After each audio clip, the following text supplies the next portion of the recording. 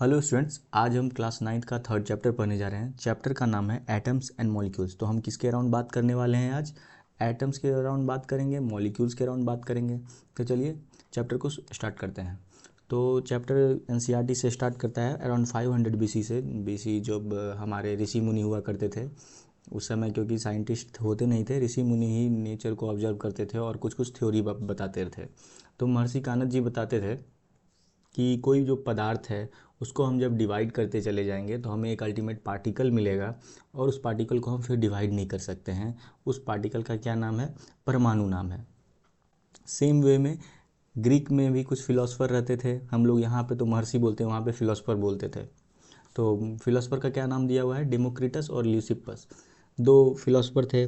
उन्होंने भी same observe किया कि कोई मैटर है उसको हम डिवाइड जब करेंगे तो अल्टीमेट पार्टिकल मिलेगा, उसके बाद उसको हम फर्दर डिवाइड कर ही नहीं सकते थे।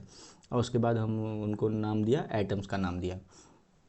तो कहानी इस तरह से स्टार्ट होती है। 500 बीसी बीतते गया, लोगों को केमिकल के बारे में नॉलेज मिला। जो भी हम नेचर में देखते थे सब तो रिएक्शन ही हो रहा है ना, जितना भी नेचर में चल रहा है कुछ ना कुछ रिएक्शन ही हो रहा है। तो लोगों को बड़ा फैसिनेट करने लग गया कि ये इस तरह से रिएक्शन भी होते हैं, फॉर्म चेंज हो जाता है, कुछ नया कलर आ जाता है, या फिर ये दो रिएक्टेंट मिल करके एक नया ही प्रोडक्ट बना देते हैं। तो कुछ ना कुछ तो मतलब साइंटिस्ट को अट्रैक्ट करता था रिएक्शन के लिए। तो दो तरह के साइंटिस्ट थे, खूब रिएक्शन करते थे। तो उन्होंने क्या किया, ऑब्जर्व करते थे रिएक्शन जब भी करते थे कि क्या ऐसा क्या हो रहा है, कुछ बेसिक लॉस तो है, कुछ तो ऐसा बेसिक होता होगा जो सारी रिएक्शन फॉलो करते होंगे। तो इसी तरह दो, एक लेवाइजर थे और एक प्राउस्ट साहब थे। उन्होंने क्या किया, यही बेसिक ऑब्जर्वेशन को ऑब्जर्व करके लॉ ऑफ केमिकल कॉम्बिनेशन दिया। ठीक है। लॉ ऑफ केमिकल कॉम्बिनेशन में आज में हम टोटल 5 कॉम्बिनेशन है, लॉज ऑफ 5 लॉज दिए हुए हैं। उस समय जब इन्होंने दिया था तब उस समय में ये 2 से स्टार्ट किए थे। तो ये 2 हमारे जो हैं ये हमें अभी पढ़ना है, इसी चैप्टर में पढ़ेंगे। बट ये जो आगे 3 जो धीरे धीरे करके समय के साथ और भी हम बेसिक चीज़ ऑब्जर्व करने लग गए, तो इसको हमने बाद में ऐड किया। तो ये हम 11th चैप्टर में, मतलब 11th क्लास में, सॉरी 11th चैप्टर में नहीं, 11th क्लास में पढ़ने वाले हैं। तो आज हम 2 लॉज पढ़ने वाले हैं। तो पहला लॉज क्या है? लॉ ऑफ कंजर्वेशन ऑफ मास।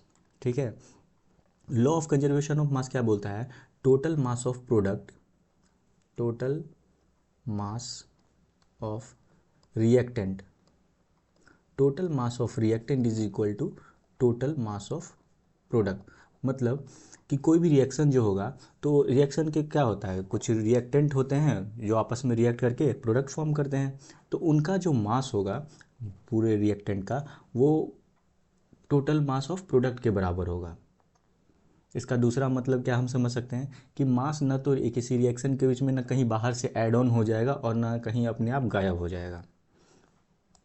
इसका बेसिक मीनिंग यही हुआ, टोटल मास ऑफ प्रोडक्ट। ठीक है।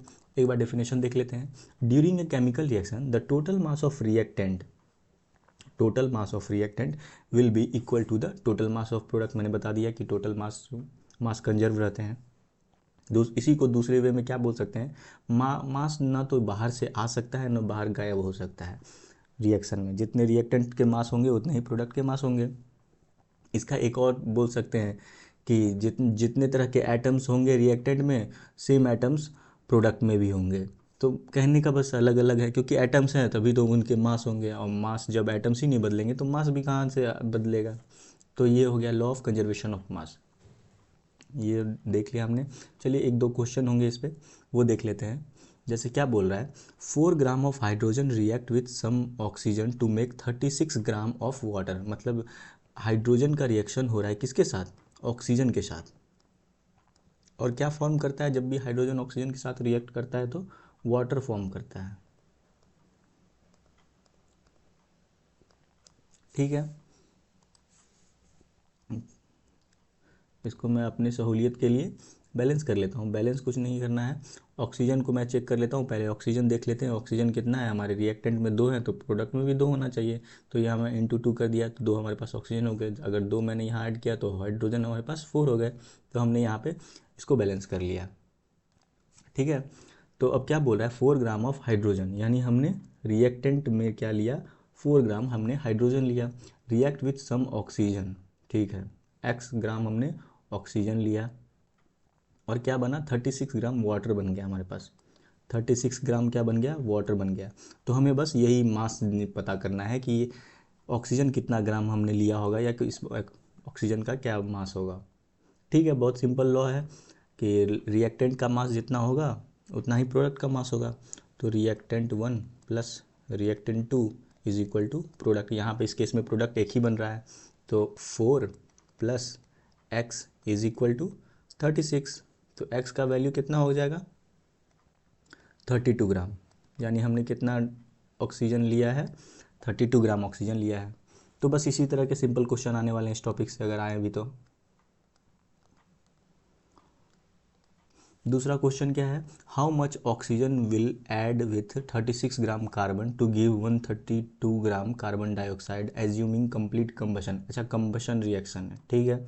कंबशन रिएक्शन क्या होता है, कार्बन को हम ऑक्सीजन के साथ रिएक्ट करते हैं तो कार्बन डाइऑक्साइड फॉर्म करता है। अब कोई भी कार्बन का कोई भी कंपाउंड होगा, चाहे कोल होगा, फॉसिल फ्यूल होगा, तो ऑक्सीजन के साथ जब भी वो बॉन्ड करेगा तो कार्बन डाइऑक्साइड फॉर्म करता है, बस यही बोलना चाह रहा है। अब ये क्या बोला है, 36 ग्राम हमने कार्बन लिया है, ठीक है, 36 ग्राम, और carbon to give 132 gram carbon dioxide, 132 gram carbon dioxide बन रहा है। तो फिर यहाँ पे हमको ये पता करना है कि ऑक्सीजन कितना और यहाँ पे होगा। तो चलिए देख लेते हैं। तो यहाँ भी 2 रिएक्टेंट हैं और एक प्रोडक्ट बन रहा है, ठीक है। रिएक्टेंट, पहला रिएक्टेंट का क्या मास है, 36 ग्राम, ठीक है। दूसरा का x ग्राम मान लीजिए, और 132 ग्राम। तो x gram is equal to क्या होगा, 132 माइनस 36, ये क्या हो जाएगा, 96 ग्राम। मतलब 96 ग्राम ऑक्सीजन यहाँ पे रिएक्ट कर रहा है। हमारा law of conservation of mass complete होता है।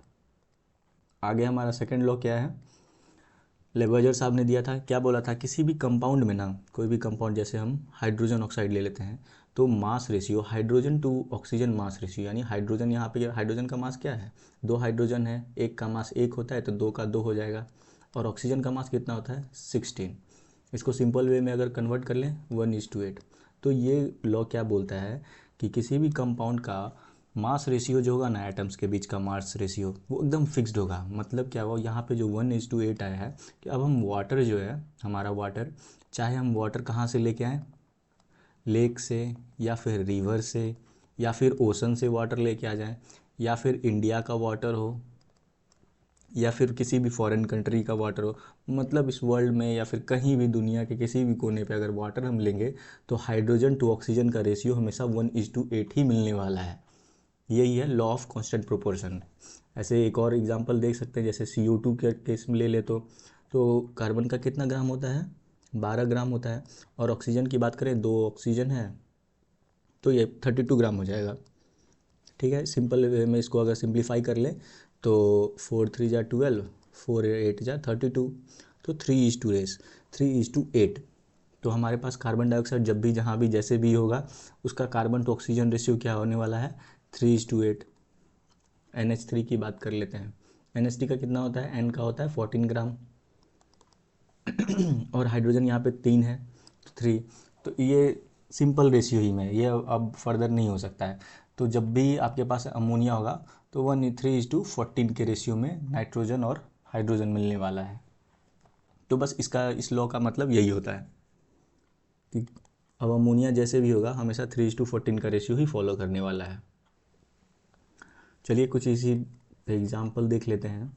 1 mole of V2O5 contains 5 mole of oxygen atoms, ठीक है। क्या बोल रहा है कि 1 मोल जब V2O5 लेते हैं तो 5 मोल ऑक्सीजन ले, उसमें ऑक्सीजन प्रेजेंट रहता है। अच्छा, 1 मोल में 5 मोल, यहाँ पे 5 दिख रहा है, बिल्कुल हमें समझ में आता है कि 5 मोल ऑक्सीजन एटम होंगे।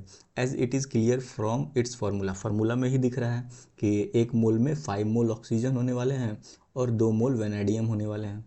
What is the percentage of oxygen by wait, अच्छा परसेंटेज वेट ऑफ ऑक्सीजन पूछ रहा है। तो इसका फॉर्मूला क्या होता है, wait of oxygen divided by weight of V2O5 into 100। तो हमें क्या बता देगा, ये हमें परसेंटेज, मतलब इसमें कितना परसेंट ऑक्सीजन है ये हमें पता चल जाएगा। ठीक है, चलिए इसको देखते हैं। वेट ऑफ ऑक्सीजन हमारे पास कितना है, 5 मोल ऑक्सीजन एटम है, तो यानी 1 मोल ऑक्सीजन एटम का वेट कितना होता है, 16 ग्राम। तो 5 मोल का कितना हो जाएगा, 80 ग्राम हो जाएगा। तो हमारे पास तो 80 ग्राम तो हमारे पास हो गया ऑक्सीजन का वेट। अब अच्छा V2O5 में हमें वेनेडियम का, तो 1 मोल वेनेडियम का यहाँ पे हमको दिया हुआ है, ये हमें दिया हुआ है 50.9 ग्राम। तो हम 50.9 ग्राम को ना कैलकुलेशन इजी करने के लिए हम कितना मान लेते हैं, 51 मान लेते हैं। तो 2 है हमारे पास, तो 2 वेनेडियम का कितना हो जाएगा, 102 ग्राम, ये 102 हो गया। पर यहाँ पे तो हमें दोनों लेना है, तो 102 प्लस 80 कितना हो गया, 182। तो यहाँ पे 182 इंटू 100, ठीक है। तो क्या हो जाएगा हमारे पास, जब इसको हम कैलकुलेट करेंगे तो 80 डिवाइडेड बाई 182, तो हमारे पास क्या आने वाला है, 44% के अराउंड आ जाएगा, 44%।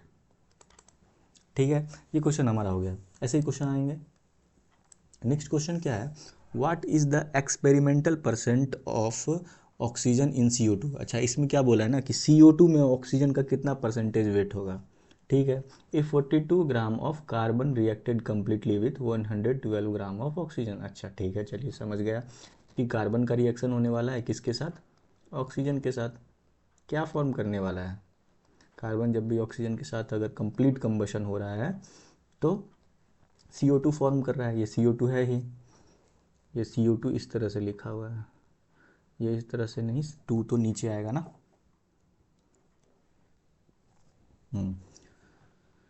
ये हो गया, CO2 फॉर्म कर रहा है।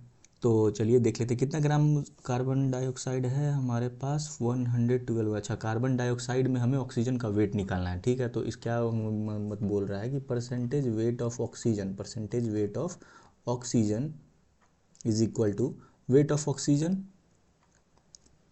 परसेंटेज वेट इसी से निकालते हैं ना परसेंटेज, तो weight of oxygen divided weight of carbon dioxide, weight of CO2 into 100, ये हमारा फॉर्मूला है।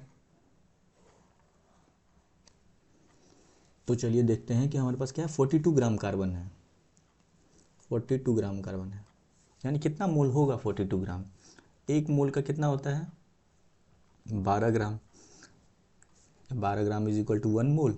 तो 42 ग्राम का क्या हो जाएगा, जब आप कैलकुलेट करेंगे तो ये 3.5 मोल आने वाला है। तो ये हमारे पास क्या हो गया, 3.5 मोल है। और ये रिएक्शन बैलेंस भी है, यानी ये रिएक्शन बैलेंस है, यानी 3.5 जो है, 3.5 मोल जो है CO2 भी बनने वाला है, 3.5 मोल। ठीक है, समझ में आ गया, 3.5 मोल बनने वाला है। तो अब ये क्या बोल रहा है कि हमारे पास ऑक्सीजन कितना है, 112 ग्राम। तो एक चीज़ ये, मुझे law of conservation of mass use करके आप बता सकते हो कि प्रोडक्ट का मास कितना होने वाला है। बिल्कुल, 112 इज इक्वल टू प्लस, अगर 42 कर लें तो 451, यानी 154 ग्राम हमारे पास प्रोडक्ट बनने वाले हैं। ठीक है, अब ये 154 ग्राम में, 154 ग्राम में कि वेट कितना है, ऑक्सीजन का वेट कितना है, बस हमें यही बताना है। ठीक है, तो 3 मोल ऑक्सीजन है, तो 3 पॉइंट, अगर ऑक्सीजन की बात कर लें तो 3 इंटू 2 हो जाएगा, क्योंकि ऑक्सीजन 2 है ना, 2 एटम है, तो 3.7 इंटू 2 यानी 7, टोटल 7 मोल हमारे पास क्या हो जाएंगे ऑक्सीजन एटम के।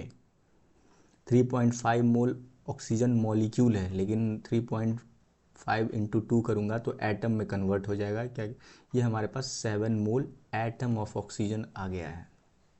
तो 7 मोल का क्या हो जाएगा, 16 इंटू 7 हमारे पास आ जाएगा, कितना मास हो जाएगा, 112 ग्राम।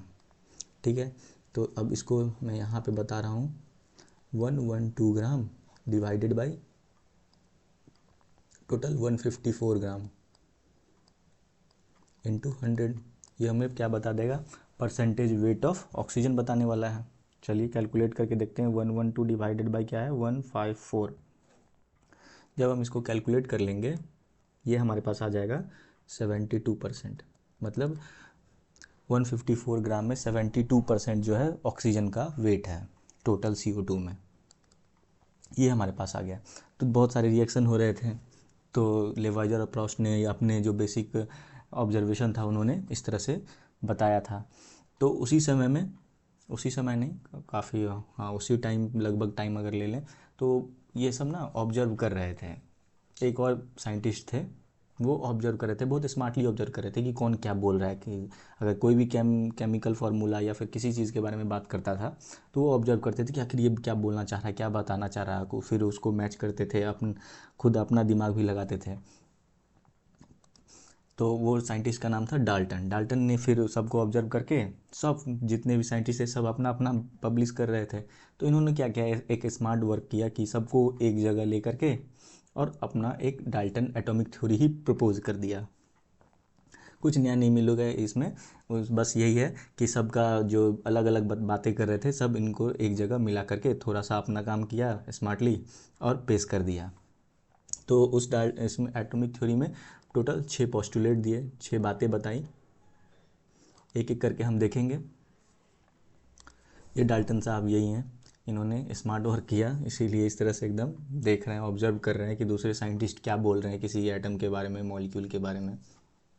चलिए 6 पोस्टुलेट देखते हैं क्या क्या इन्होंने बोला है। 6 पॉइंट बताए हैं अपने एटॉमिक थ्योरी में कि इस तरह से एटम काम करते हैं या इस तरह के एटम होते हैं, ये सब बताया है इन्होंने। तो पहला पॉइंट क्या बताया, all matter is made up of very tiny particles called atom. ठीक है, सब पहले ही बता चुका था, ये तो हमें 500 BC में ही पता चला। विच आर इंडिविजुअल पार्टिकल्स, सबको वो तो हमें महर्षि टाइम में ही बता दिया गया था कि वो इंडिविजुअल पार्टिकल्स हैं, वो उनको जिसको एटम बोलते हैं। दूसरा पॉइंट इन्होंने क्या बताया कि atoms can not be created और destroyed in a chemical reaction. मतलब एटम की बात कर लें या फिर मास, हमारा तो law of conservation of mass यही था ना, बस इन्होंने एटम चेंज कर लिया, क्योंकि मास किससे जुड़ा हुआ है, एटम से जुड़ा हुआ है, क्योंकि एटम रहेगा तभी तो उसका कुछ मास रहेगा। तो उन्होंने मास दिया, इसको क्या बस चेंज कर दिया एटम। अब किसी भी रिएक्शन में एटम जो होता है वो थोड़ी चेंज हो जाएगा, वो बस सब अपना ऑर्गेनाइजेशन चेंज करता है। मतलब अभी अभी इसके साथ किसी दूसरे एटम के साथ जुड़ा हुआ है, फिर जब भी प्रोडक्ट बनाएगा तो फिर किसी तीसरे के साथ जुड़ के कोई नया प्रोडक्ट बना देगा, बस इतना ही होता है एटम, लेकिन चेंज नहीं होता है। बस उसको इस टर्म में, एटम्स के टर्म्स में बताया कि एटम्स ना तो क्रिएट कर सकते हैं किसी भी रिएक्शन में और ना ही डिस्ट्रॉय कर सकते हैं। तीसरा पॉइंट क्या बताया इन्होंने, atoms of given element are identical. मतलब किसी भी एक एलिमेंट का, मान लीजिए आयरन है हमारे पास एक एलिमेंट, तो इसके तो अब कितने भी एटम्स ले लीजिए आयरन के, तो सारे के केमिकल प्रॉपर्टीज सेम होने वाले हैं और मास इनका सेम रहने वाला है। बात सही भी है कि कोई भी अगर एक एटम है तो मास क्या होने वाला है, सेम ही होने वाला है, तभी तो वो सिमिलर एक ही एलिमेंट के कहलाएंगे ना। अगर अलग हो जाएंगे तो फिर दूसरा एलिमेंट हो गया ना, तभी तो अलग हो गया।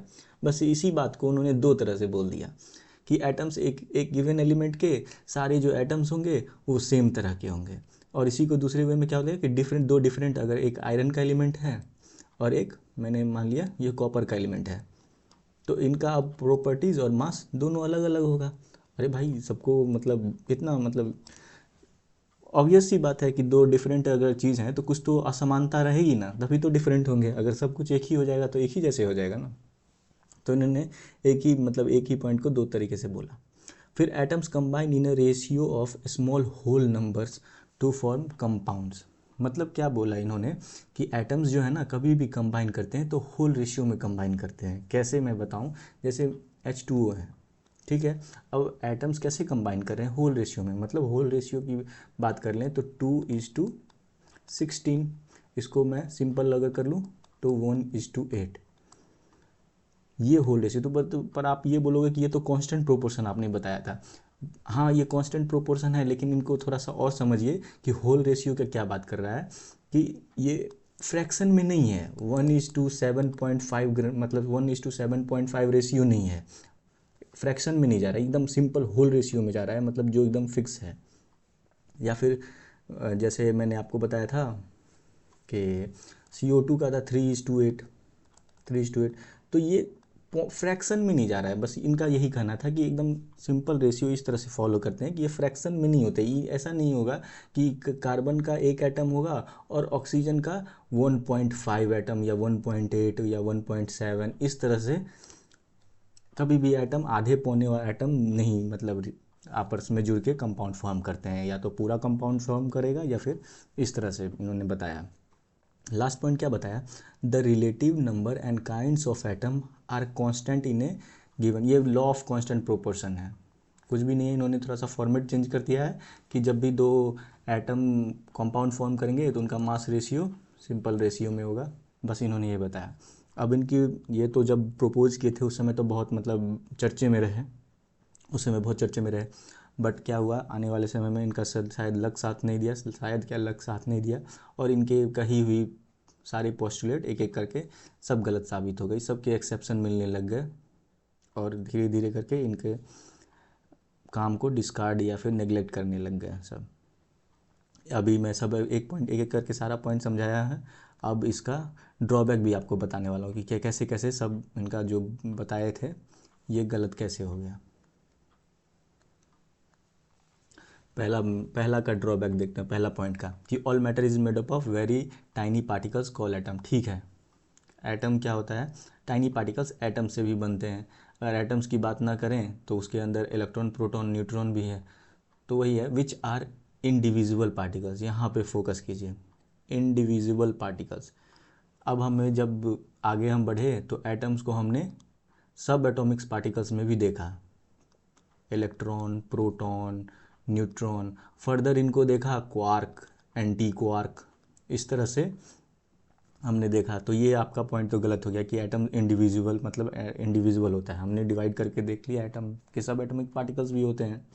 दूसरा पॉइंट क्या बोला इन्होंने, atoms can not created, atoms can not be created और destroyed in a chemical reaction. Created और destroyed in a chemical reaction.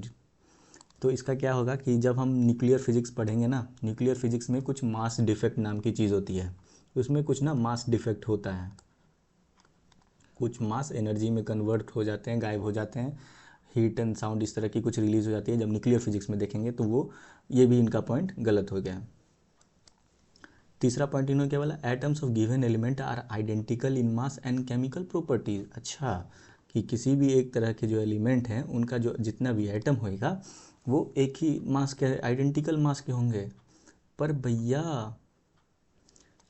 Carbon की अगर बात कर लें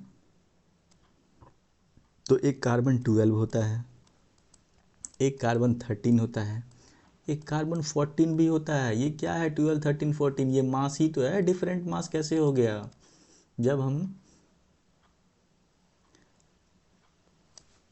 आइसोटोप्स के बारे में बात करेंगे, एक ही एलिमेंट के हैं और इनका मास अलग अलग है, तो भाई साहब ये तो गए, इनका ये भी पॉइंट गलत हो गया।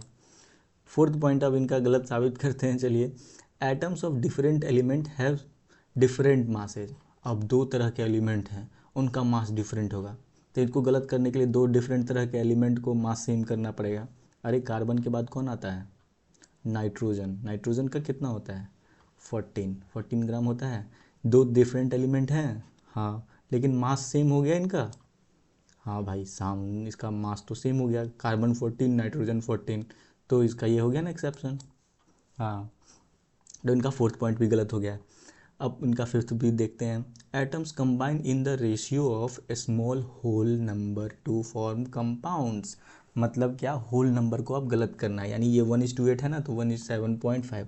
तो ऐसे बहुत सारे कंपाउंड मिल गए। जैसे हम बात कर लेते हैं, एक कंपाउंड है FeO। तो इसका जो होता है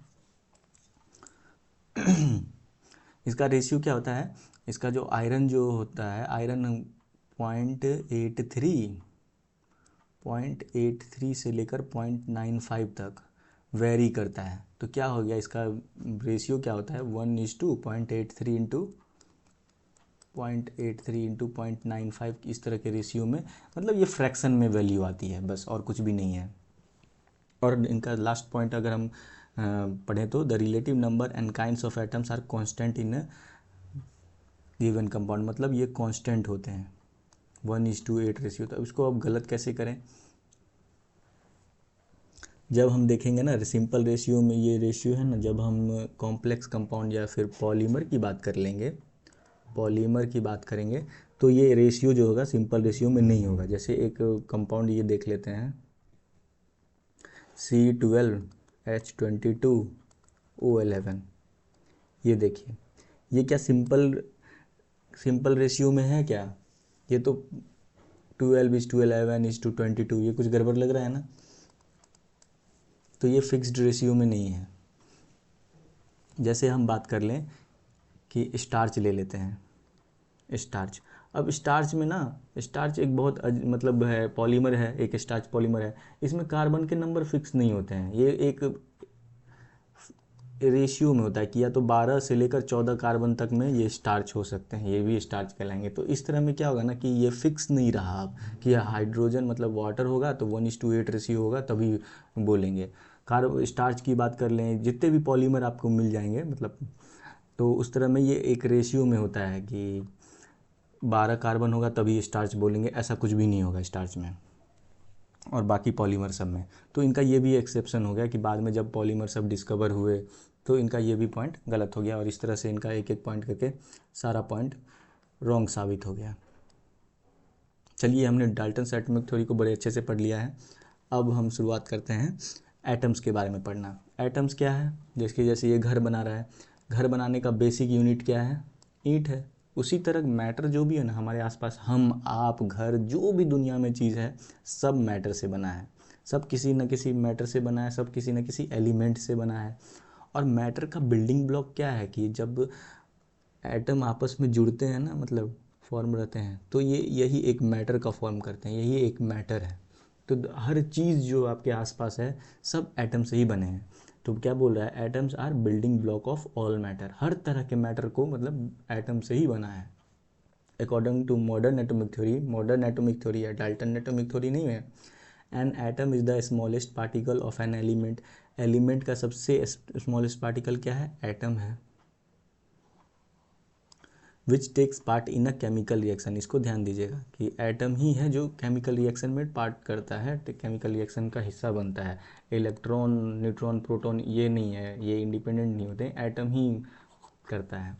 atoms are very small and which can not be seen even through very high microscope. बिल्कुल सबको पता है क्योंकि इनका रेडियस का साइज का रेशियो क्या होता है? बहुत छोटा होता है, नैनोमीटर में होता है, तो इनको देखना मुश्किल है। Atomic radius is measured in nanometer. Nanometer क्या होता है? वो 10⁻⁹ मतलब 1 मीटर का, अगर ऐसे करके 9 बार लिखता जाऊँ, 0 0 1 2 3 4 5 6 7 8 9, तो ये हो गया हमारे पास इतना, यानी 1 मीटर का इतना भाग 1.9 मतलब नैनोमीटर कहलाता है। तो इसलिए दिखते भी नहीं है, बहुत छोटे हैं। ठीक है, तो ये हो गया हमारा एटम का बात हो गया। अब क्या बोल रहा है मॉडर्न, अच्छा जब सिंबल देने की बात आई तो सिंबल लोग कैसे सोचने, पहले क्या रिएक्शन लिखते थे? जैसे पहले रिएक्शन करते थे, hydrogen plus oxygen gives water, या फिर डाई हाइड्रोजन ऑक्साइड, ऐसा बोलते थे, डाई हाइड्रोजन ऑक्साइड। तो ये कितना टीडियस है, बार बार हम जब लिखें कोई भी रिएक्शन ऑब्जर्व कर रहे हैं और इस तरह लिख रहे हैं, जैसे लिखेंगे हम carbon plus oxygen, oxygen gives carbon dioxide. तो ये बहुत टीडियस टास्क होने लगा, साइंटिस्ट को मतलब बहुत दिक्कत देने लग गया कि भाई ये इतना लंबा लिखना है, कुछ हमको शॉर्टकट चाहिए कुछ। तो इस पे भी अपना डाल्टन साहब ने बहुत स्मार्टली काम किया कि चलो कोई नहीं, इसको मैं ही सॉल्व करता हूँ। उन्होंने क्या किया, सारे एलिमेंट्स को, क्योंकि लिमिटेड उस समय एलिमेंट्स थे तो बड़ा आसान था, उन्होंने सबको सिम्बोलाइज करना शुरू कर दिया। तो ये देखिए सिंबल यहाँ पे दिया हुआ है, 1 मिनट में कलर आपको चेंज करके दिखाता हूँ। ये देखिए, ये उन्होंने हाइड्रोजन को ये कर दिया, सल्फ़र को ये दे दिया, सिल्वर को ये दे दिया। प्रॉब्लम क्या हो गया ना, जब ये एलिमेंट्स बढ़ने लगे समय के साथ, तो ऐड होने लगे, बढ़ने लगे, अब साइंटिस्ट का दिमाग ख़राब होने लग गया। वो क्या सिंबल जब तक याद करते तब तक मतलब ऑब्जर्व ही नहीं कर पाते कि ये क्या होने वाला, कुछ जब तक लिखते रहते तब कंफ्यूज होने लगा, अरे इसका तो ये हो गया, ये गलत हो गया। तो ये बहुत टीडियस होने लगा, फिर इसको भी हटा दिया गया टोटल, मतलब डाल्टन जी का जो भी काम हो रहा था सब फ्लॉप होते जा रहा था। तो इसको टैकल करने के लिए बर्जीलियस ने उन्होंने सजेस्ट किया कि जो भी एटम्स का नाम होगा ना, जैसे हाइड्रोजन की बात कर लें तो हम इनका फर्स्ट नाम या सेकंड नाम यूज़ कर लेंगे। कुछ अब इसमें रूल भी बनाया गया कि पहला नाम का जो पहला लेटर होगा उसको हम कैपिटल में लेंगे, अगर एक ही है तो कैपिटल में ही रहेगा। फिर अगर मान लीजिए हीलियम है तो इसमें हम एच तो हम ले लिए हैं, तो इसका क्या करेंगे कि हम दूसरा वर्ड लेंगे। तो एक तो हम कैपिटल में लेंगे, दूसरा स्मॉल में लेंगे। ऐसा नहीं होगा कि हम स्मॉल में ले लें इसको बड़ा ले लें, या फिर इसको स्मॉल ले लें इसको भी स्मॉल ले लें। तो ये इस तरह नहीं होगा। कुछ रूल फॉर्म किया कि पहला लेटर हमेशा कैपिटल होगा, बाकी लेटर स्मॉल होगा। अब इसमें कुछ क्या है, इसी को फिर बाद में क्या है कि IUPAC है, एक ऑर्गेनाइजेशन है कि सारे केमिकल मतलब केमिस्ट सब जो है, साइंटिस्ट सब केमिकल फील्ड में एक ऑर्गेनाइजेशन बनाए कि अब ये कोई मानता नहीं मानता, उससे अच्छा है कि एक सारे साइंटिस्ट एक जगह बैठ करके डिस्कस किए कि चलिए हम एक ऑर्गेनाइजेशन बनाते हैं और इस ऑर्गेनाइजेशन में हम बात करेंगे। अगर कोई भी मतलब मुद्दा आएगा कि किसको सिलेक्ट करना है किसको नहीं सिलेक्ट करना है, तो इसमें यहाँ पे हम बात करेंगे और इसको हम जब पास कर देंगे तो वो पूरी दुनिया को मानना पड़ेगा। ठीक है, तो उन्होंने इसको एक्सेप्ट कर लिया, इस बर्जीलियस को एक्सेप्ट कर लिया, इनका सिंबल देने का मेथड, और इस तरह से ढेर सारे एलिमेंट के जितने भी हो गए नाम देने लगे। ठीक है, ये देखिए अब इनके सारे नाम दिए गए हैं, हाइड्रोजन है, हीलियम है, लिथियम है। अब इस तरह से ना कुछ आप ऑब्जर्व करेंगे, जैसे सोडियम को ना हम कैसे Na से लिखते हैं। अब ये सोडियम है, इसका Na नाम कहाँ से आ गया? हमें तो पहला और दूसरा या इस तरह से लेटर लेना था। पर क्या हुआ ना कि जब सोडियम बहुत पॉपुलर लोग बोलने लगे, जब दूसरे कंट्री के भी लोग सोडियम को, जिसका पहला नाम था लैटिन नेम नेट्रियम, तो नेट्रियम से तो उन्होंने ये डिराइव कर लिया। बट जब ये बहुत पॉपुलर हो गया नेट्रियम से ज़्यादा, बहुत लोग एक्सेप्ट करने लगे, तो बाद में क्या हुआ, नाम इसका सोडियम कर दिया गया। नेट्रियम को हम लोग चेंज कर दिए कि नेट्रियम को यूज़ नहीं कर रहा है, ये बहुत पॉपुलर हो गया है तो हम इसी को यूज़ कर लेते हैं, लेकिन सिंबल इसका यही रहेगा। तो वही सब केस हुआ। जैसे गोल्ड की बात कर लें, गोल्ड का क्या होता है, GO होना चाहिए या G होना चाहिए, लेकिन GO और G नहीं होता है, हम यूज़ करते हैं AU। अब AU का भी अब इस तरह से मैच नहीं कर रहा है, इसका मतलब क्या, इसका कोई लैटिन नाम होगा। तो क्या है गोल्ड का नाम, ये देखिए यहाँ पे दिया हुआ है ऑरम। उसी तरह पोटासियम की बात कर लेंगे,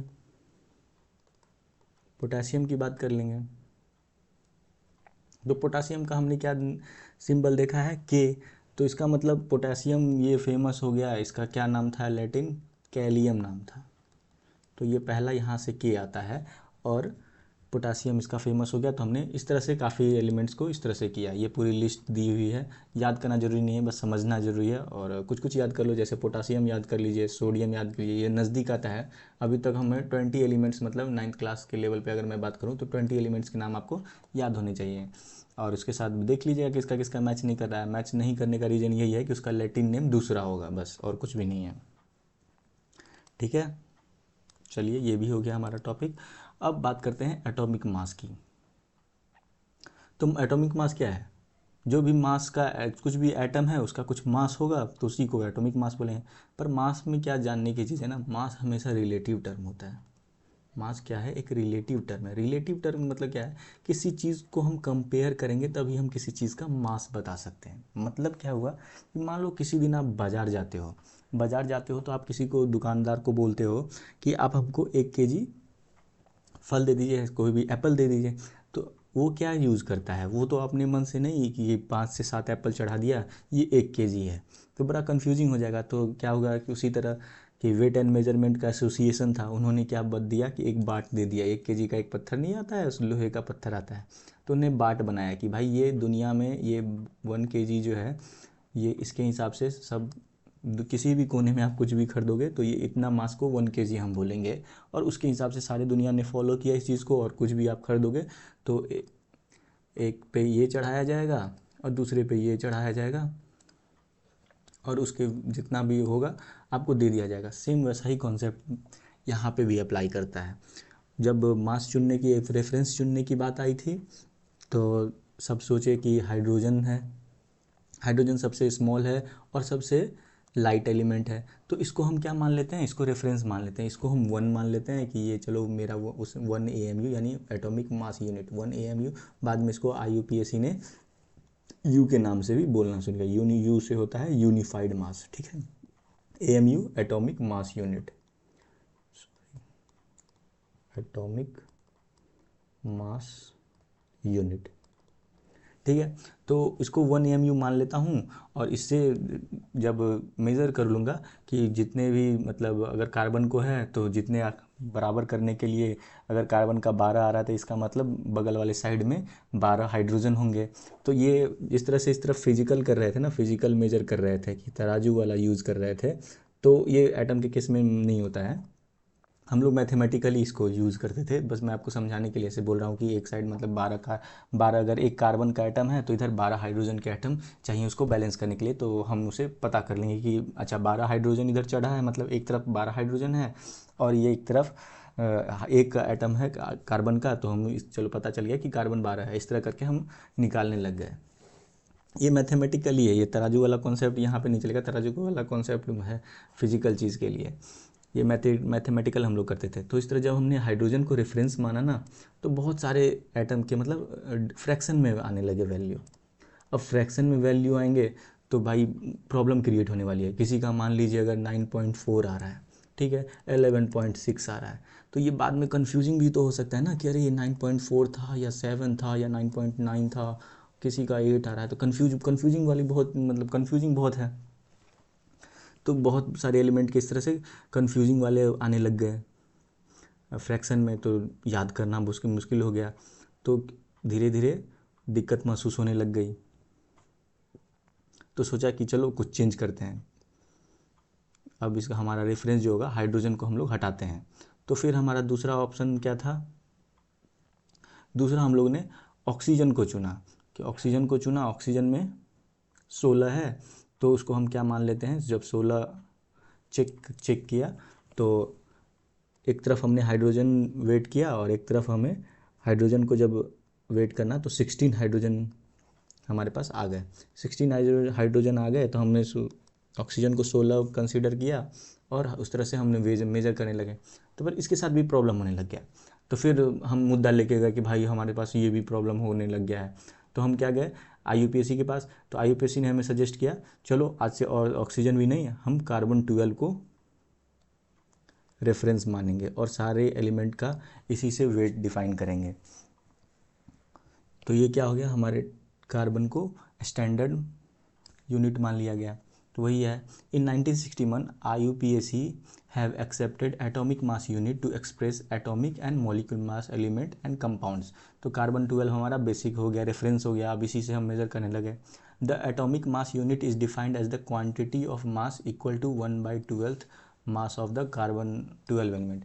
यानी ये क्या बोल रहा है कि ये 12U है, कार्बन तो 12U है क्योंकि 12 मतलब प्रोटॉन की बात करें, न्यूट्रॉन की बात करें तो 6 + 6 ये 12U है, तो 1/12 बोल रहा है, यानी 1/12 है तो ये क्या हो गया 1U हो गया, ये 1U के बराबर आ जाएगा ना।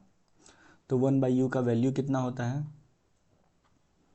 ये 1 यूनिफाइड मास का वैल्यू होता है 1.66 ग्राम, यानी कि एक कार्बन 12 के एटम का 12वां हिस्सा, मतलब 12वां हिस्सा की अब क्या बात करो, मान लीजिए NCERT ने कुछ इस तरह समझाया कि ये हमारे पास तरबूज है, वाटरमेलन है, इसका हम 12 पार्ट कर रहे हैं, ये 12 पार्ट कर दिया मैंने, तो 12 पार्ट जो हो गए, तो उसी तरह ये कार्बन का 12वां हिस्सा क्या होता है 1 AMU होता है। 1 AMU किसका होता है, हाइड्रोजन की बात कर रहा है, मतलब हाइड्रोजन है, तो ये हमारा 1 AMU हो गया, मतलब एक कार्बन का 12वां हिस्सा जो होगा वो हम एक मास यूनिट मानेंगे इस चीज़ को, और उससे हम सारे एलिमेंट को रेफरेंस करके मेज़र कर लेंगे। ठीक है, तो इस तरह हमने एटॉमिक मास को पढ़ लिया है, कार्बन 12 को स्टैंडर्ड मान के। आगे हमारा टॉपिक है at how do atom exist. तो एटम एग्जिस्ट क्या करते हैं, मैं आपको बता देता हूँ कि एटम जो है ना फ्री फॉर्म में, मतलब एटॉमिक स्टेट में बहुत अनस्टेबल होते हैं। अनस्टेबल क्यों होते हैं, क्योंकि ऑक्टेट इनका कंप्लीट नहीं होता है। तो अनस्टेबल होते हैं। कुछ ऐसे एटम्स हैं जिनका ऑक्टेट कंप्लीट है, वो उनको नोबल गैस कहते हैं, वो फ्रीली एग्जिस्ट एटॉमिक स्टेज में एग्जिस्ट कर जाते हैं, जैसे helium, neon, argon, krypton, xenon, radon, ये सब का ऑक्टेट कंप्लीट है एटॉमिक में। तो ये सब single atom as a single atom exist कर जाते हैं, नेचर में ये मिलते हैं। बट बाकी लोगों के साथ क्या होता है, वो उनका ऑक्टेट कंप्लीट नहीं है, अनस्टेबल है, उनको तो ज़रूरत है कोई ना कोई चाहिए उनको, ताकि वो एक्सचेंज कर सकें, आपको अपने आप को स्टेबल कर सकें। तो वे क्या का फॉर्म करते हैं, या मॉलिक्यूल्स का फॉर्म करते हैं। जैसे आप देख लीजिए मॉलिक्यूल्स, ऑक्सीजन क्या होगा, एक ऑक्सीजन एटम एग्जिस्ट नहीं कर रहा है, उन्होंने एक को और मिला लिया, दोनों मतलब इलेक्ट्रॉन एक्सचेंज किए, चलो स्टेबल हो गए। उसी तरह नाइट्रोजन है, फ्लोरीन है, क्लोरीन है, फॉस्फोरस P4, 4 एटम मिलके अपने आप को एग्जिस्ट करते हैं। सल्फर S8 को अपने आप को 8 है एटम मिला के एक मॉलिक्यूल फॉर्म करता है, जो कि नेचर में स्टेबल है। तो एटम यही बोल रहा है कि एटम बहुत कम ही हैं जो एटॉमिक स्टेट में अपने आप को स्टेबल रखते हैं, बाकी मॉलिक्यूल फॉर्म कर लेते हैं स्टेबिलिटी के लिए। तो only the atoms of noble gases such as helium, neon, argon, krypton, xenon and radon are chemically unreactive. Unreactive क्यों है, क्योंकि इनका अपना ऑक्टेट जो है कंप्लीट है, तो क्यों रिएक्ट करेंगे। And exist in the free state as a single atom, क्योंकि यही है बस सिंगल एटम है, बाकी सब कुछ ना कुछ फॉर्म में एग्जिस्ट करते हैं, मतलब मॉलिक्यूल्स फॉर्म करके एग्जिस्ट करते हैं। Atom of other elements combine together to form molecules और आयंस के फॉर्म में एग्जिस्ट करते हैं। आयंस करने का बात है, जैसे सोडियम है, तो सोडियम क्या करते हैं, अपना एक इलेक्ट्रॉन किसी को देंगे, जैसे Cl की दे देंगे अपना एक इलेक्ट्रॉन, तो Na पॉजिटिव Cl माइनस, तो इस तरह से एग्जिस्ट करते हैं। ये है। चलिए हमारा दूसरा ये हो गया एटम किस तरह से एग्जिस्ट करते हैं। आगे हम मॉलिक्यूल्स के बारे में पढ़ते हैं। मॉलिक्यूल्स क्या है, मॉलिक्यूल्स कुछ भी नहीं है, जब दो सेम एटम या डिफरेंट एटम कंबाइन करेंगे, सेम एटम या फिर टू सेम एटम और different combine to get stability के लिए ये कंबाइन करते हैं, तो इसको क्या बोलते हैं, मॉलिक्यूल बोलते हैं। A molecule is in general group of 2 or more atoms that are chemically bonded together. ठीक है, a molecule is the smallest particle of matter except element which is capable of independent existence. मतलब क्या बोला है कि atom के form में तो एग्जिस्ट नहीं कर पा रहा है ना, इसीलिए तो मॉलिक्यूल फॉर्म कर रहे हैं। तो बस वही बोल रहा है कि इंडिपेंडेंट एग्जिस्ट करने के लिए मॉलिक्यूल फॉर्म कर लेते हैं। And shows all properties of that substance, मतलब किसी भी एलिमेंट, अब ऑक्सीजन है, ऑक्सीजन गैस है, ठीक है, ऑक्सीजन गैस है, तो उसका एलिमेंट क्या है, O2 है। अब ये एलिमेंट जो होता है, ये अब इसको मैं पढ़ूंगा तो ये सारी प्रॉपर्टी ऑक्सीजन की, जो भी ऑक्सीजन गैस की प्रॉपर्टी होती है, ये उसको बताएगा। तो एलिमेंट से हम उस गैस की सब सारी प्रॉपर्टी बात कर सकते हैं। जैसे हमको वाटर के बारे में पढ़ना है, तो वाटर के बारे में प्रॉपर्टीज जानना है, तो हम एक H2O मॉलिक्यूल उठा के ले आए, अब इसको मैं स्टडी करूँगा तो ये उसकी सारी प्रॉपर्टीज़ को बता देगा, वही बात कर रहा है यहाँ पे। And shows all properties of that substance. Example की बात कर लें, H2O is the smallest particle of water. Water है, ढेर सारा वाटर है, वाटर तो है, उसका एक यूनिट क्या हो गया, एक H2O मॉलिक्यूल हो गया।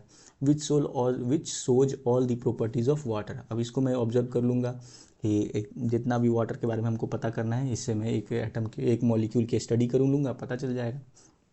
ए molecule may have atom of same or different element. Molecule क्या होता है, या तो सेम एटम भी हो सकता है, जैसे हमने P4 के केस में फॉस्फोरस 4 एटम में सेम एटम मिला के अपने आप को स्टेबल करता है। सल्फ़र की बात करें तो 8 होता है, ऑक्सीजन के केस में 2 होता है, नाइट्रोजन के केस में 2 एटम होता है, फ्लोरीन के केस में 2 होता है। तो यही सब है अपने आप को, या फिर डिफरेंट एलिमेंट भी हो सकते हैं, ये तो सेम वाले हो गए, ये सारे अपने आप को आपस में जुड़ जाते हैं। कुछ डिफरेंट वाले भी होते हैं, देखेंगे।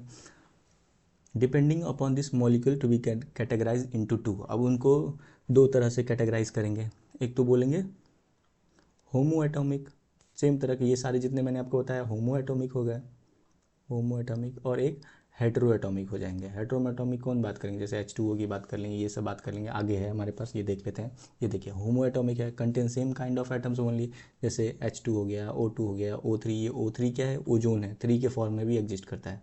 सल्फर हो गया, ये फॉस्फोरस हो गया। अब हेटेरो एटॉमिक की बात करें, हेटेरो एटॉमिक को हम कंपाउंड भी बोल सकते हैं,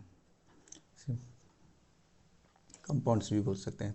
ये क्या है कि डिफरेंट मतलब एग्जिस्ट करने के लिए डिफरेंट तरह से रिएक्ट भी कर लेते हैं। जैसे हाइड्रोजन ऑक्सीजन एक दूसरे को रिएक्शन करके एक दूसरे के साथ अपने आप को वाटर बना लेते हैं। कार्बन डाइऑक्साइड वैसे ही अमोनिया नाइट्रोजन और हाइड्रोजन मिलकर अपने आप को स्टेबिलिटी के लिए अमोनिया बना लेते हैं और इस तरह से नेचर में एग्जिस्ट करते हैं।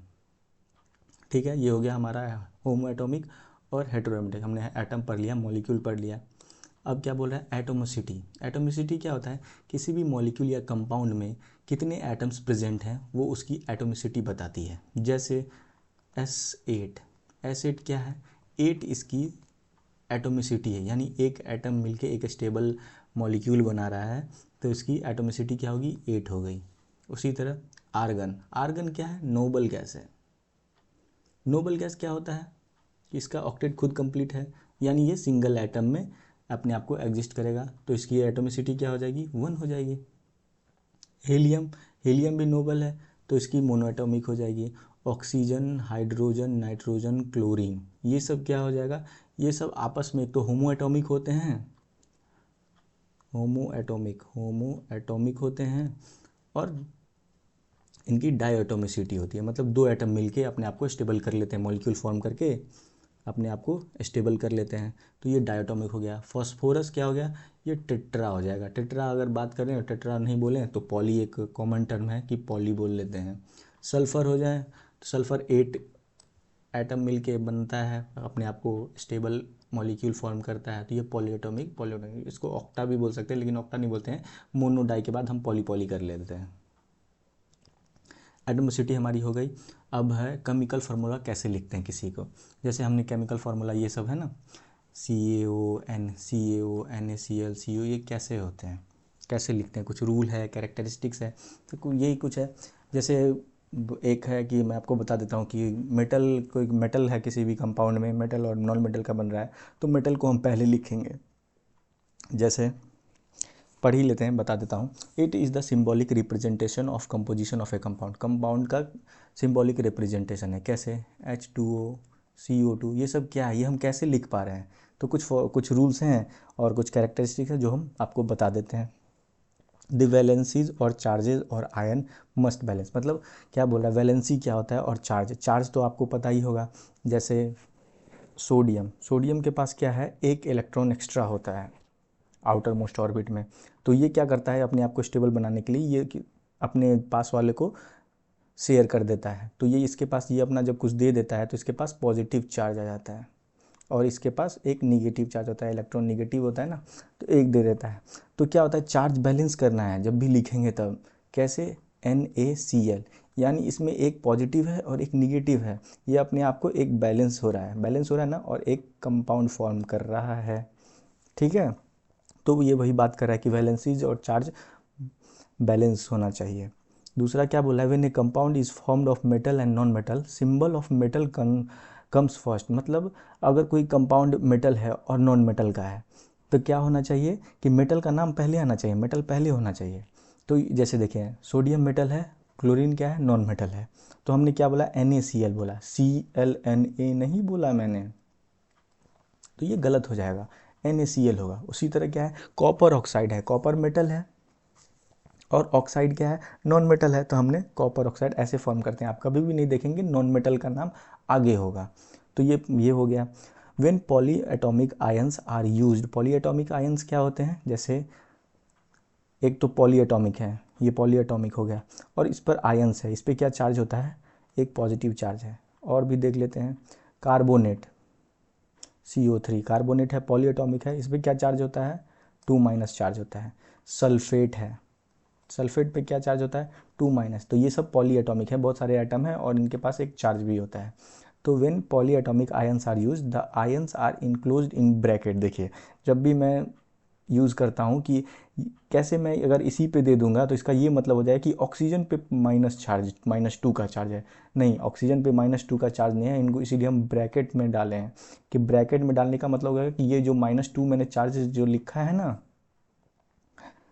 इसका कलर मैं चेंज करता हूँ, ये जो -2 का मैंने SO4 पे जो -2 का चार्ज लिखा है, ये ओवरऑल इस पॉली एटॉमिक इस पे चार्ज है, ना कि सल्फर पे है, ना ऑक्सीजन पे है, किसी दोनों की वजह से ये इस पे पूरे कंपाउंड पे चार्ज माइनस का आ रहा है। ठीक है, वही बता रहा है कि bracket before writing the number in so an example CaOH whole 2, ये ना तो ऑक्सीजन पे -2 ये 2 चार्ज बता रहा है, ना इस पे बता रहा है, ये ओवरऑल पे बता रहा है। ठीक है, और अभी मैं आपको बताऊंगा कि ये 2 4 किस तरह से लिख रहे हैं, ये रूल में किस तरह का रूल है। आगे हमारे पास स्लाइड है, rule for writing formula.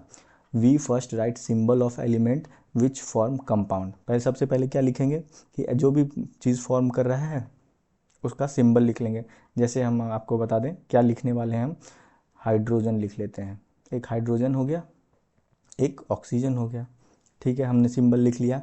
Below the symbol of each element we should write their valency. Valency क्या होता है? वैलेंसी समझ लीजिए इस तरह से कि combining capacity. Valency is equal to, valency is equal to combining capacity. अब मैं कंबाइनिंग कैपेसिटी का मतलब समझाता हूँ। एनसीईआरटी ने बड़े प्यार से समझाया है कि हमारे पास एक ऑक्टोपस है, हमारे पास आ गया ये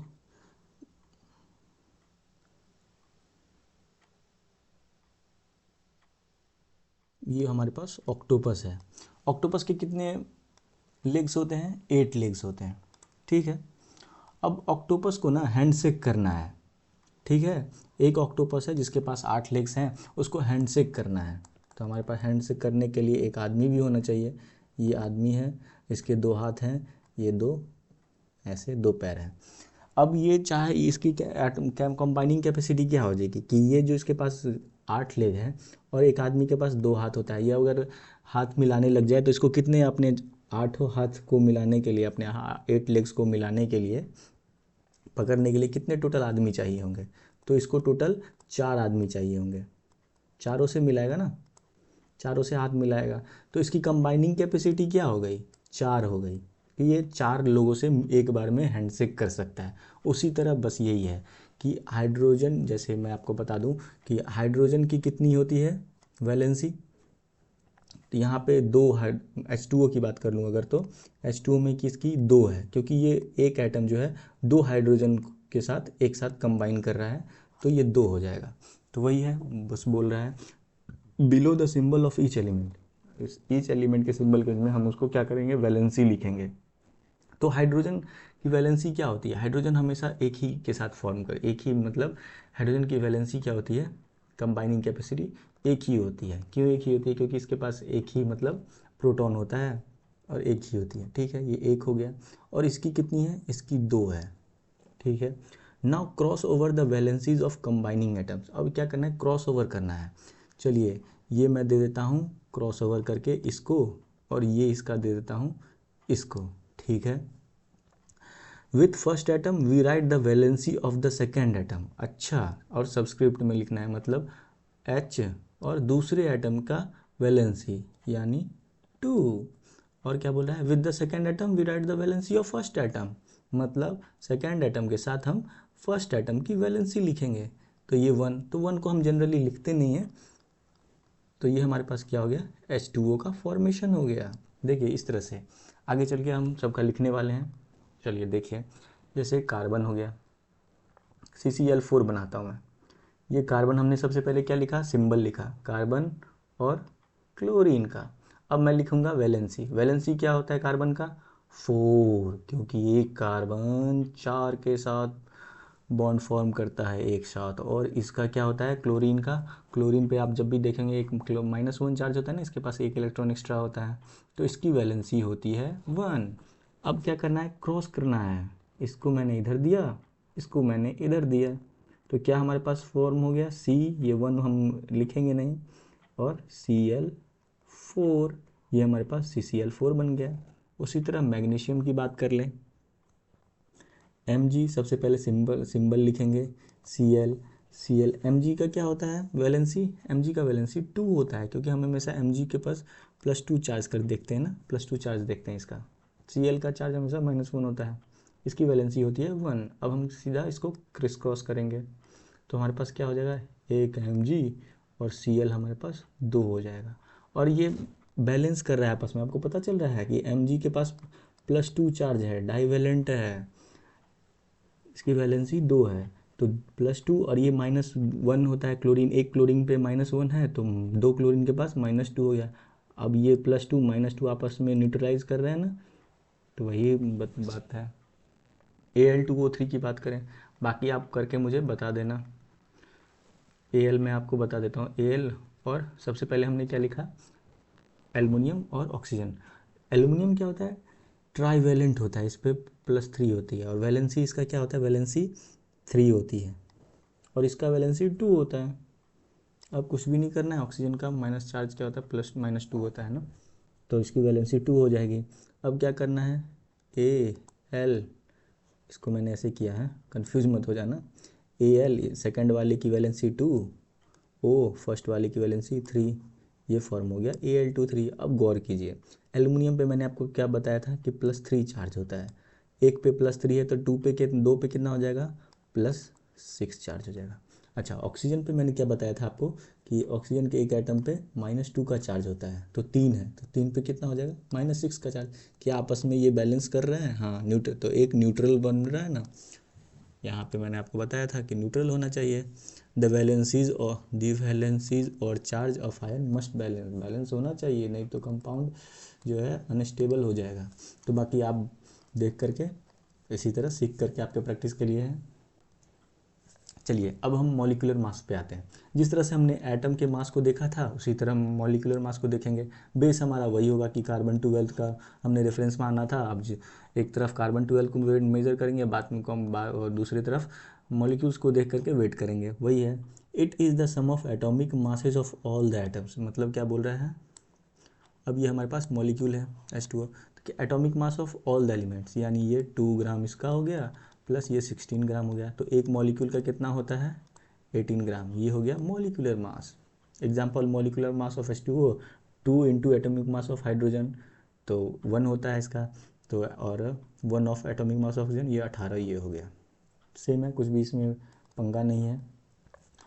अब क्या है फॉर्मूला यूनिट मास, तो देखिए मॉलिक्यूलर मास क्या होता है, जब नॉन मेटल वाला कंपाउंड होता है ना उसके लिए हम मॉलिक्यूलर मास यूज़ करते हैं, बट जब आयोनिक कंपाउंड होता है ना, आयन से कोई कंपाउंड फॉर्म होते हैं, जैसे exchange of, completely exchange of, sharing of electron से नहीं, एक्सचेंज ऑफ इलेक्ट्रॉन से, आयनिक कंपाउंड। आयनिक कंपाउंड कब फॉर्म करता है, जब एक मेटल रिएक्ट करता है, मेटल प्लस नॉन मेटल के बीच में कंप्लीट एक्सचेंज ऑफ इलेक्ट्रॉन होता है, तब वो आयनिक कंपाउंड होता है। आयनिक कंपाउंड क्या हो गया, जैसे कि NaCl एक मेटल है एक नॉन मेटल है, BaCl2 एक मेटल है नॉन मेटल है, इस तरह से जो भी कंपाउंड होंगे वो आयनिक कंपाउंड कहलाएंगे। और आयनिक कंपाउंड के लिए हम मॉलिक्यूलर वाला फार्मूला नहीं यूज़ करते हैं। मॉलिक्यूलर वाला फार्मूला कब यूज़ करेंगे, जब non metal plus non metal होगा, non metal plus non metal molecule बनाते हैं। और जब मेटल प्लस नॉन मेटल बनेंगे तो आयनिक कंपाउंड कहलाएंगे, और उनके जो मास को हम फार्मूला मास बोलेंगे। कुछ नहीं करना है, जैसे NaCl की बात कर लेते हैं, तो Na का कितना मास होता है 23 AMU, प्लस यहाँ पे एक एटम की बात कर रहा है, हम ऐसे आपको 23 ग्राम मतलब 23 ग्राम भी बता सकते हैं जब एक मोल की बात करेंगे, यहाँ पे एक एटम की बात करी गई है। और क्लोरीन का कितना होता है 30.5, दोनों को अगर मैं जोड़ दूँ तो 58.5, यानी एक मॉलिक्यूल NaCl का मास क्या हो गया 58.5 हो गया। तो फार्मूला मास और मॉलिक्यूलर मास में कुछ अंतर नहीं है, दो नॉन मेटल्स जब मिलके कंपाउंड फॉर्म करते हैं तो मॉलिक्यूलर मास बोलते हैं, और जब एक मेटल और एक नॉन मेटल कंप्लीट एक्सचेंज से बनता है, क्योंकि मेटल हमेशा इलेक्ट्रॉन देता है और नॉन मेटल को एक इलेक्ट्रॉन की मतलब कमी होती है तो लेता है, तो एक मेटल और नॉन मेटल के बीच में हमेशा आयोनिक कंपाउंड बनता है। चलिए यह क्या फार्मूला मास का कॉन्सेप्ट हमें समझ में आ गया। फार्मूला यूनिट मास, जैसे एक क्वेश्चन आ गया है कि calculate the mass formula unit mass of CaCl2, तो चलिए देखते हैं। तो Ca का कितना होता है, एक एटम की बात करें तो 20 AMU होता है, और Cl क्या क्या होता है 35.5 होता है, पर हमारे पास कितना है 2Cl2 है इंटू 2, 2Cl2 है तो इंटू 2 करेंगे तो कितना हो जाएगा, 71 हो जाएगा। और यहाँ क्या है 20, तो 71, तो हमारे पास CaCl2 क्या हो गया, 71 + 20 क्या हो जाएगा, 81 + 90, 91 AMU हो जाएगा। AMU नहीं, अब एटॉमिक मास नहीं रहा ना, तो एटॉमिक मास में एटम का नहीं है, ये मॉलिक्यूलर मास हो जाएगा। ठीक है, मॉलिक्यूलर मास 91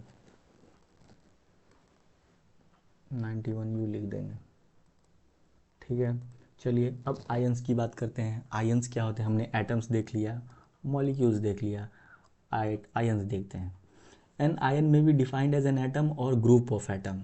एक एटम भी आयन का फॉर्मेशन करता है और एक ग्रुप ऑफ एटम का भी फॉर्मेशन, ग्रुप ऑफ एटम का भी आयन फॉर्मेशन कर सकता है। जैसे एटम हैविंग पॉजिटिव और निगेटिव चार्ज। जब एटम, कोई भी एटम होता है ना, या कोई भी कंपाउंड या फिर पॉलीएटॉमिक आयंस की बात कर लें, तो कोई भी जब इलेक्ट्रॉन का लेन देन करता है, यानी वो इलेक्ट्रॉन का लेन देन मतलब या तो इलेक्ट्रॉन दे दिया या फिर इलेक्ट्रॉन ले लिया। अगर दे दिया तो पॉजिटिव चार्ज फॉर्म कर लेगा, और अगर लिया है इलेक्ट्रॉन तो अपने पर निगेटिव चार्ज फॉर्म कर लेगा। तो उस तरह से पॉजिटिव चार्ज आयन कहलाते हैं और निगेटिवली चार्ज आयन कहलाते हैं।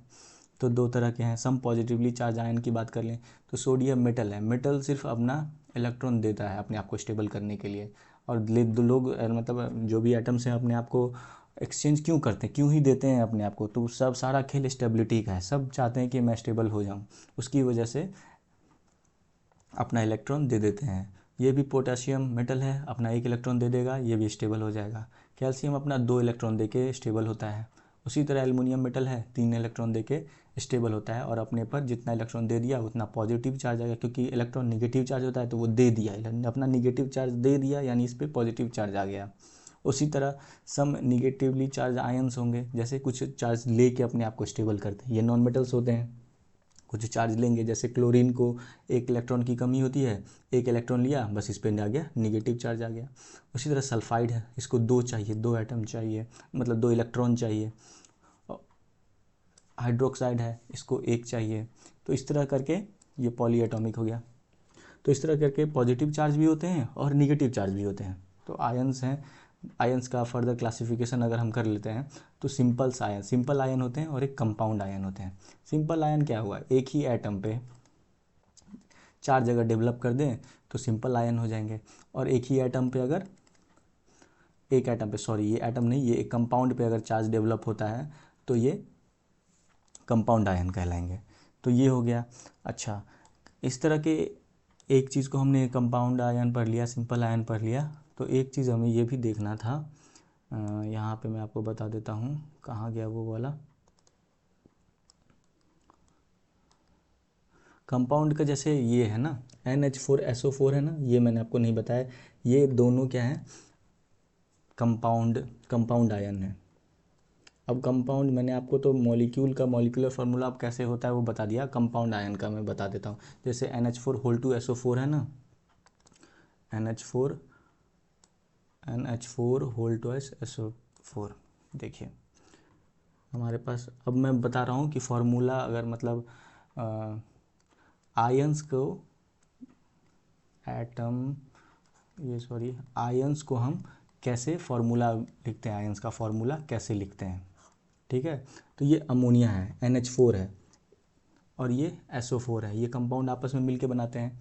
अगर इन पे मैं चार्ज की बात कर लूँ, चार्ज या वैलेंसी लिखते थे हम, तो इसकी वैलेंसी कितनी होती है, इसकी वैलेंसी 1 है और इसकी वैलेंसी 2 है। ठीक है, या चार्ज की बात करो ना, इस पर -2 का चार्ज होता है, इस पर +1 का चार्ज होता है। अब कैसे लिखना है, क्रिस क्रॉस करना है, इसको क्रिस क्रॉस कर दूंगा तो NH4 पे क्या हो जाएगा, NH4 पे 2 चार्ज आ जाएगा, और जो भी का अगर कंपाउंड है तो उसको ब्रैकेट में डाल के ही चार्ज डालना पड़ेगा। और क्या SO4 पर चार्ज नहीं आएगा, क्योंकि 1 हम लिखते नहीं हैं। तो ये हमारा क्या हो गया, आयन का, किसी भी आयन को फॉर्मूला लिखने का ये रूल होता है। बस वही फॉलो किया मैंने, और हमने लगभग सारा चीज़ देख लिया, एटम्स देख लिया, सब कुछ देख लिया है। एक बार मैं देखता हूँ कितना क्या क्या चीज़ मैंने आपको बता दिया है। हमने यहाँ से स्टार्ट किया था आपको बताते बताते, ये भी हमने देख लिया और लगभग हमने इस चैप्टर को पूरी तरह से कंप्लीट कर लिया है। ठीक है, इसके बाद हमें कुछ भी नहीं पढ़ना था। चलिए, हमारा ये चैप्टर बहुत आसानी से, मतलब आसानी से तो नहीं, कंप्लीट हो गया है। जब लेक्चर को ध्यान से सुनने के लिए, हमारे साथ बने रहने के लिए एक बड़ा सा थैंक यू। ठीक है बच्चों, अब मेरा काम यहाँ पे ख़त्म होता है। अब आपका काम क्या होता है, यहाँ पे क्वेश्चन बना लेना, क्वेश्चन प्रैक्टिस कर लेना और रिवीजन करना। ये दोनों आपका काम है। रिवीजन करोगे तभी आपको, एक बार पढ़ने से कुछ भी नहीं फ़ायदा होता है। आप समझ गए, बहुत अच्छा समझ गए, लेकिन अगर आपको आउटपुट देना है, अब क्या होता है ना कि प्रोसेस किए आउटपुट देंगे, तो आउटपुट के लिए ये रिवीजन बहुत ज़रूरी है। एक बार समझ के आप चाहोगे मतलब कि आउटपुट दे दें, तो ये कुछ दिन के लिए तो सही रहता है कि अगर आज पढ़ाया है, कल कोई सवाल पूछ ले, परसों कोई सवाल पूछ ले, तो कुछ कुछ बता सकते हैं। क्या होता है कि कुछ भी हम नया चीज़ पढ़ते हैं ना, सीखते हैं ना, तो वो धीरे धीरे दिन, जैसे जैसे दिन बीतता है वो चीज़ डिग्रेड होती जाती है हमारे दिमाग से, वो धीरे धीरे कम होती जाती है। लेकिन उसको बरकरार रखने के लिए रिवीजन बहुत इंपॉर्टेंट होता है। तो ये आप रिवीजन करते रहना। जब भी आप किसी भी क्वेश्चन को प्रैक्टिस कर लो, प्रैक्टिस करने जाओ या फिर टेस्ट दो या फिर एग्ज़ाम दो, तो उससे पहले एक बार रिवीजन कर लेना। रिवीजन कर लोगे तो आप उस जो गेन कर लोगे और ईज़िली आउटपुट दे दोगे। तो चलिए, विदा लेते हैं आपसे। थैंक यू बच्चों, once again, bye, take care.